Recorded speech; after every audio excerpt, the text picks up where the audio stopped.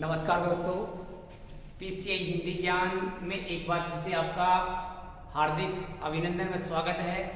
आपका अपना YouTube channel PCI Hindi ज्ञान आप लोगों के लिए हिंदी व्याकरण को सरल भाषा में करते हुए बहुत ही शानदार कंटेंट आप लोगों को प्रस्तुत कर रहा है, जिसमें आप लोगों के सामने हिंदी व्याकरण में वर्ण विचार के बाद में हम शब्द विचार पढ़ रहे हैं और शब्दों के अंतर्गत संज्ञा ज्ञान को पढ़ रहे हैं। संज्ञा, यहाँ पर संज्ञा शब्द पढ़ रहे हैं और संज्ञा शब्द में हम बात करें तो संज्ञा शब्दों के अंतर्गत हम पढ़ चुके हैं। ये संज्ञा शब्द तीन प्रकार के होते हैं। व्यक्तिवाचक संज्ञा पूर्ण हो चुके हैं, व्यक्तिवाचक संज्ञा। इसके बाद में हम आगे चलें तो 2 नंबर पर आता है जातिवाचक संज्ञा, जातिवाचक संज्ञा, और 3 नंबर पर हम भाववाचक संज्ञा शब्द पढ़ चुके हैं। अब मित्रों, कुछ विद्वानों के अनुसार संज्ञा के 2 भेद और स्वीकार किए जाते हैं और वो 2 भेद हैं। एक तो आता है मित्रों द्रव्यवाचक संज्ञा, एक तो आता है द्रव्यवाचक संज्ञा और एक आता है समुदायवाचक संज्ञा, समुदायवाचक संज्ञा। ऐसे हम कुल मिलाकर देखें तो संज्ञा के 5 प्रारूप देखने को मिलते हैं। वैसे मूलतः अगर देखें तो मूलतः तो ये संज्ञा के 3 भेद ही होते हैं, व्यक्तिवाचक, जातिवाचक और भाववाचक। यहाँ पर जो 2 और उपभेद आपके सामने लिखे हैं, ये दोनों के दोनों जातिवाचक के उपभेद माने जाते हैं, लेकिन फिर भी हम इन दोनों को स्वतंत्र रूप से पढ़ने वाले हैं। यहाँ पर मित्रों आज की क्लास में हम पढ़ेंगे यहाँ द्रव्यवाचक संज्ञा, और द्रव्यवाचक संज्ञा कहाँ कहाँ होता है पहले तो हम ये पढ़ने वाले हैं, द्रव्यवाचक संज्ञा। अब यहाँ मित्रों पहले तो द्रव्यवाचक संज्ञा की परिभाषा जानेंगे। द्रव्यवाचक संज्ञा कहाँ पर होता है? ऐसे शब्द जो मापे और तोले जाते हैं उनको द्रव्यवाचक संज्ञा के अंतर्गत रख सकते हैं, अर्थात माप तोल वाले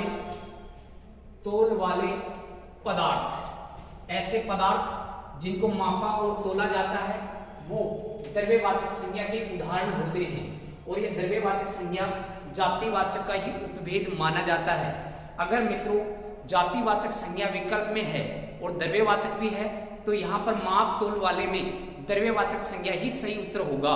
अगर विकल्प में द्रव्यवाचक संज्ञा नहीं हो तो हम जातिवाचक संज्ञा ग्रहण कर सकते हैं। अब मित्रों हम चलें, जैसे हम साधारण सी भाषा में जाने तो जो भी परचूनी की दुकान पर सामान हम लेकर आते हैं, माप कर और तोल कर लेकर आते हैं, वो लगभग अपने द्रव्यवाचक संज्ञा के अंतर्गत आएंगे। इसको हम साधारण सी भाषा में दुकान से जोड़कर याद रख सकते हैं।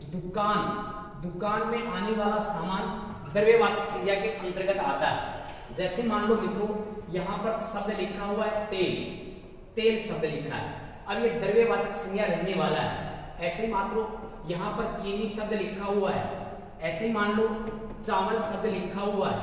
ऐसे ही दोस्तों यहाँ पर हम बात करें तो यहाँ पर शक्कर शब्द लिखा हुआ है, शक्कर शब्द। ऐसे ही माप तोल वाले ये सभी पदार्थ द्रव्यवाचक संज्ञा के अंतर्गत आएंगे। इसके अलावा और देखिए शब्द जैसे लिखा हुआ है पारा, अब ये तरल पदार्थ सारे के सारे इसके अंतर्गत आएंगे। ऐसे मान लो शब्द लिखा हुआ है पेट्रोल लिखा हुआ है तो ये भी द्रव्यवाचक संज्ञा के अंतर्गत आएगा। ऐसे ही दोस्तों यहाँ पर मान लो घी लिखा हुआ है, घी भी द्रव्यवाचक संज्ञा के अंतर्गत आएगा। ऐसे हम दूध को ले सकते हैं, दही को ले सकते हैं, ये भी द्रव्यवाचक संज्ञा के अंतर्गत माना जाता है। तो ऐसे शब्द जिनको मापा और तोला जाता है ये सभी द्रव्यवाचक संज्ञा के अंतर्गत रहेंगे। ऐसे और भी बहुत से शब्द आने वाले हैं जो द्रव्यवाचक संज्ञा के अंतर्गत होते हैं। मित्रों अगर पूछ लिया जाए कि पारा और तेल में संज्ञा का रूप कौन सा है? द्रव्यवाचक, और द्रव्यवाचक विकल्प में नहीं हो तो हम जातिवाचक ग्रहण कर सकते हैं। ऐसे ही और भी बहुत से शब्द, अनंत शब्द जो इसके अंतर्गत आएंगे। तो मित्रों ये हो गए अपने द्रव्यवाचक संज्ञा के अंतर्गत। अब इसमें हम सीधा ध्यान रख सकते हैं माप तोल वाले पदार्थ द्रव्यवाचक संज्ञा के अंतर्गत या उदाहरण रहेंगी। अब इसी में और भी कई उदाहरण हम ले सकते हैं। जैसे मित्रों शब्द लिखा है पानी, बिल्कुल पानी शब्द भी इसी के अंतर्गत आएगा। ऐसे ही चाय शब्द लिखा है, चाय शब्द भी इसी में आएगा। तो ऐसे शब्द ये सारे के सारे द्रव्यवाचक संज्ञा रहने वाले हैं। समझने के लिए हम सीधा ध्यान रखें, माप तोल वाले पदार्थ द्रव्यवाचक संज्ञा के उदाहरण होते हैं। अब मित्रों इसी कड़ी में आगे हम चलें तो द्रव्यवाचक के बाद में आता है समुदाय, समुदायवाचक, समुदायवाचक संज्ञा। और समुदायवाचक संज्ञा कहाँ होगा मित्रों? ऐसे शब्द जो किसी समूह है, देखिए शब्द लिखा है समूह है या किसी समुदाय, समुदाय या किसी वर्ग आदि को बोध करवाते हैं। ये शब्द समुदायवाचक संज्ञा के उदाहरण होते हैं। अब मित्रों इनमें लेते हैं हम उदाहरण। उदाहरण कौन कौन से हो सकते हैं? जैसे मान लो आपके सामने लिखा है सभा, शब्द लिखा हुआ है, मान लो समिति लिखा हुआ है। ऐसे ही मित्रों लिखा हुआ है संसद, लिखा हुआ है संसद, लिखा हुआ है। ऐसे मित्रों शब्द लिखा हुआ है विधानमंडल, लिखा हुआ है विधानमंडल। ऐसे ही हम अन्य शब्दों की ओर जाएं तो संगठन वाले सारे शब्द इसी के अंतर्गत आने वाले हैं। जैसे मान लो आपके सामने संघ लिखा हुआ है। ऐसे ही दोस्तों आपके सामने आगार शब्द लिखा हुआ है, आगार, आगार। ऐसे ही मान लो शब्द लिखा हुआ है गिरोह, लिखा हुआ है। ऐसे मान लो दोस्तों जत्था शब्द लिखा हुआ है। ऐसे ही हम बात करें तो यहाँ पर कुंज शब्द लिखा हुआ है। ऐसे ही अगर हम बात करें तो परिवार शब्द लिखा हुआ है, परिवार। ऐसे ही शब्द आगे चले तो समाज लिखा हुआ है, समाज लिखा है। तो ये सभी शब्द अपने समुदायवाचक संज्ञा के अंतर्गत रहने वाले हैं। ऐसे ही दोस्तों सेना शब्द लिखा हुआ है, सेना शब्द। कक्षा लिखा हुआ है, कक्षा। ऐसे ही मान लो शब्द मंडली लिखा हुआ है, मंडली। ऐसे ही दोस्तों शब्द लिखा हुआ है, मान लो झुंड शब्द लिखा हुआ है। ऐसे ही ढेर शब्द लिखा हुआ है, ढेर। ऐसे ही भीड़ शब्द लिखा हुआ है, भीड़। तो ये सभी शब्द अपन बात करें तो ये सारे के सारे शब्द किसके अंतर्गत रहने वाले हैं दोस्तों? तो समुदायवाचक संज्ञा के अंतर्गत रहने वाले हैं। एक बार फिर से हम इनको देख लेते हैं। देखिए सभा, समिति, संसद, ये किसी समुदाय या समूह का बोध करवा रहे हैं। विधानमंडल है, संघ है, आगार। अब मित्रों आपके सामने प्रश्न ये होगा या आपके माइंड में ये आ रहा होगा कि सर आगार क्या होता है? जैसे बसों पर लिखा हुआ होता है सिक्कर आगार, जयपुर आगार। और वैसे आगार का शाब्दिक अर्थ होता है घर। आगार का शाब्दिक अर्थ क्या होगा मित्रों? घर, घर होता है। घर कहा जाता है, स्थान विशेष कह सकते हैं। गिरोह कैसे किसे कहते हैं? जो गलत लोगों का संगठन होता है, कुख्यात लोगों का, उसको हम गिरोह कह सकते हैं। और यहाँ पर साधु संत लोगों का जो होता है उसको हम जत्था कहते हैं। साधु संत आदि लोग जो होते हैं उसको हम जत्था कह सकते हैं। कुंज, हरा भरा जो क्षेत्र होता है जिसमें पेड़ पौधों से आच्छादित क्षेत्र है, उसको दोस्तों कुंज कह सकते हैं। परिवार आप जानते हैं, समाज जानते हैं, सेना शब्द हो गया, कक्षा शब्द हो गया, मंडली शब्द हो गया है, झुंड शब्द हो गया है, ढेर शब्द लिखा है, भीड़ शब्द लिखा है। ये सभी शब्द समुदायवाचक संज्ञा के उदाहरण होते हैं। लेकिन दोस्तों अगर कभी प्रश्न आ जाए, अभी आपके सामने पीछे भी आपको बताया था, एक बार फिर से सुन लो। यहाँ पर प्रश्न बनाकर हम इसको याद रख सकते हैं। जैसे प्रश्न आ गया आपके सामने, प्रश्न लिखा है कि सभा लिखा है और एक लिखा है मान लो समिति। सभा, समिति में संज्ञा का रूप कौन सा है? संज्ञा का रूप कौन सा है? कौन सा है? ऐसे मान लो आपके सामने लिखा है कि दोस्तों सभा और समिति, सभा और समिति में संज्ञा का रूप कौन सा है? ऐसे मान लो आपके सामने आ गया प्रश्न। अब दोस्तों यहाँ पर देखो ये प्रश्न बहुत ही इंटरेस्टिंग रहने वाला है। आपके सामने लिखा है कि सभा और समिति में संज्ञा का रूप कौन सा है?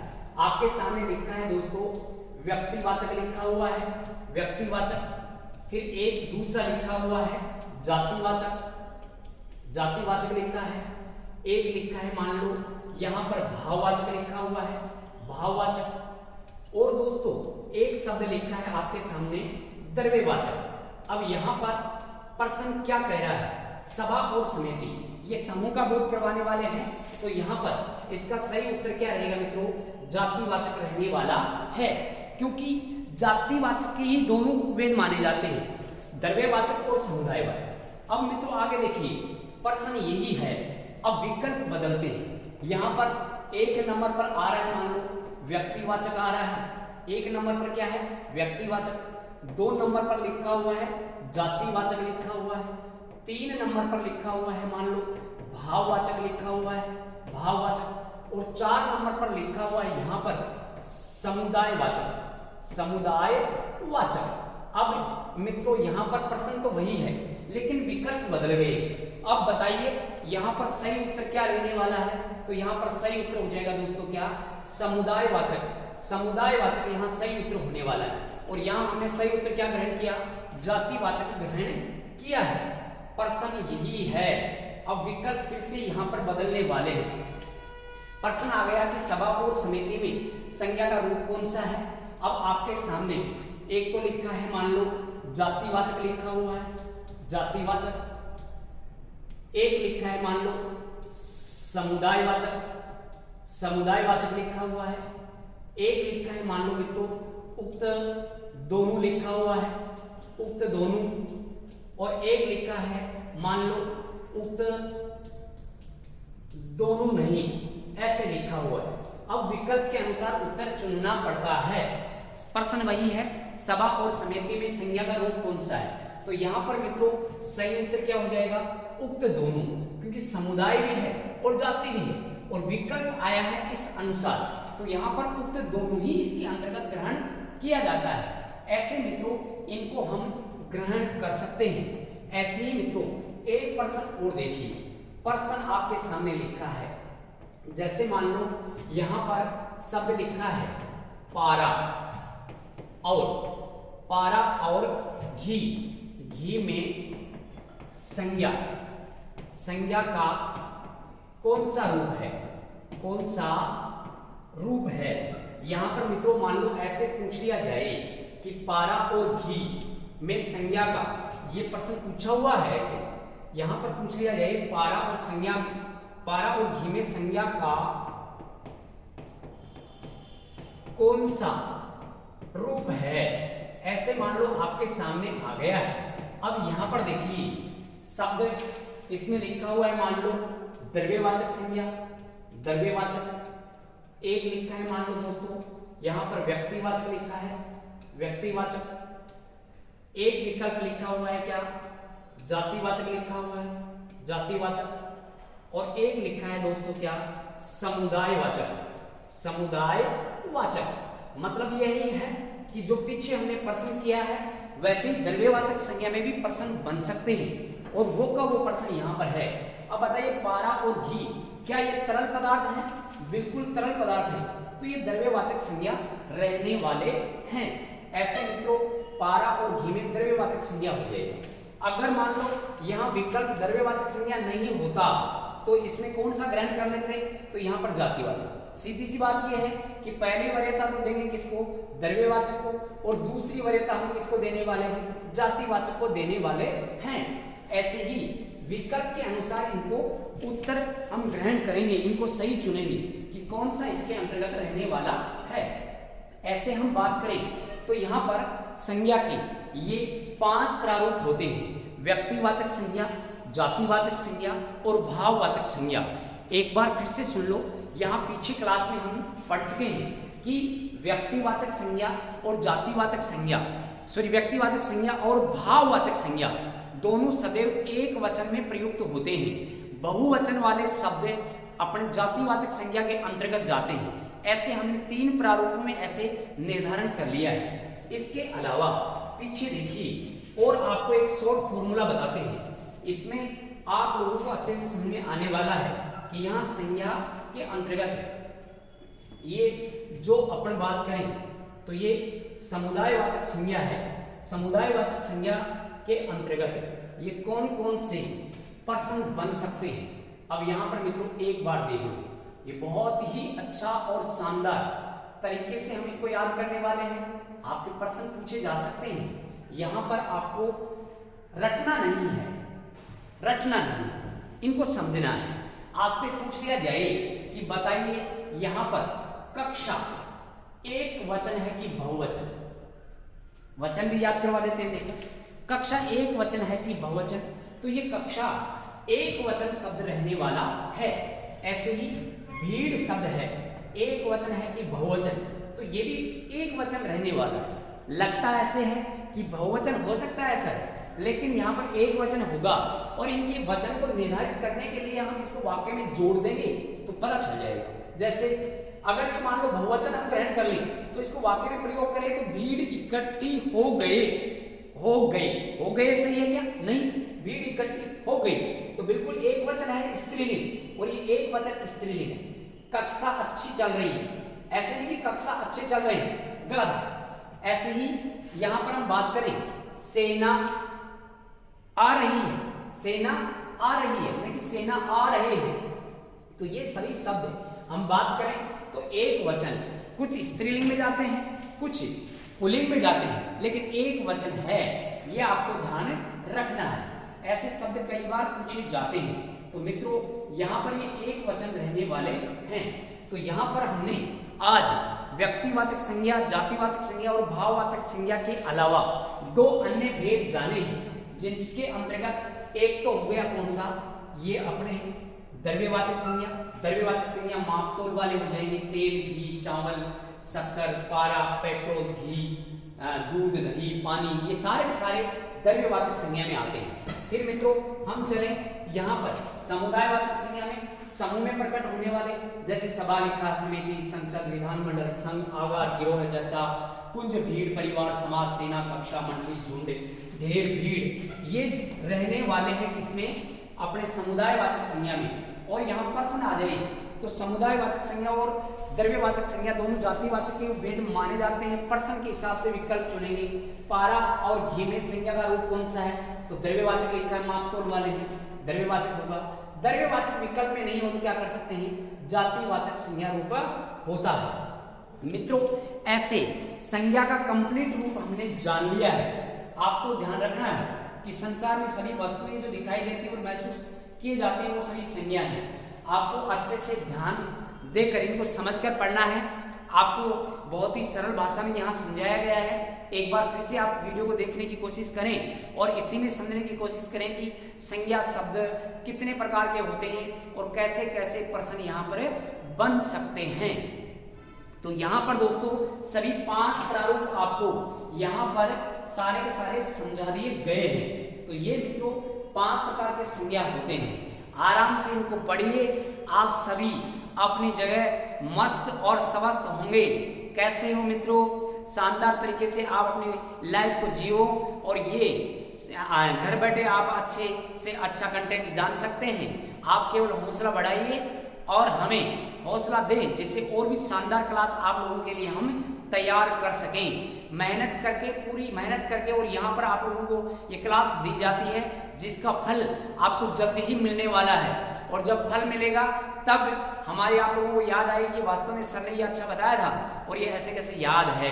प्रत्येक टॉपिक यहाँ पर उंगलियों पर करवा दिया जाएगा, लेकिन साथ दीजिए, साथ देंगे तो बिल्कुल ताली बजने वाली है। दोनों हाथों से ताली बजती है, उसी की आवाज आती है। एक हाथ से केवल चुटकी बजती है जिसका कोई महत्व नहीं होता है। हम कितना ही बढ़िया से बढ़िया कंटेंट दे दें तो चुटकी के समान रहेगा, और उस कंटेंट को आप प्राप्त करोगे, ग्रहण करोगे, अपने आप में समायोजित करके उनको सीखने की कोशिश करेंगे तो ताली बजने वाली है। और ताली आपके पड़ोसी ही बजाने वाले हैं कि वाह यार बच्चे ने क्या नाम किया है। आप ऐसा काम कीजिए कि आपके काम से ही अपने माँ बाप को जाने, और माँ बाप की सबसे बड़ी खुशी वही है जिस बच्चे ने अपने माँ बाप का नाम कर दिया, अच्छे से रोशन कर दिया है। उससे बढ़कर माँ बाप के लिए कोई खुशी नहीं हो सकती। तो मित्रों कोई किसी को कुछ नहीं दे पाता है, माँ बाप को भी हम कुछ नहीं दे पाते हैं, केवल एक खुशी दे पाते हैं कि हाँ मेरा बेटा सफल हो गया। और इसी खुशी के लिए आप जी तोड़ मेहनत कीजिए, आपको सफलता जरूर मिलेगी। हम आपके साथ हैं। ठीक है दोस्तों, धन्यवाद। जय हिंद, जय भारत।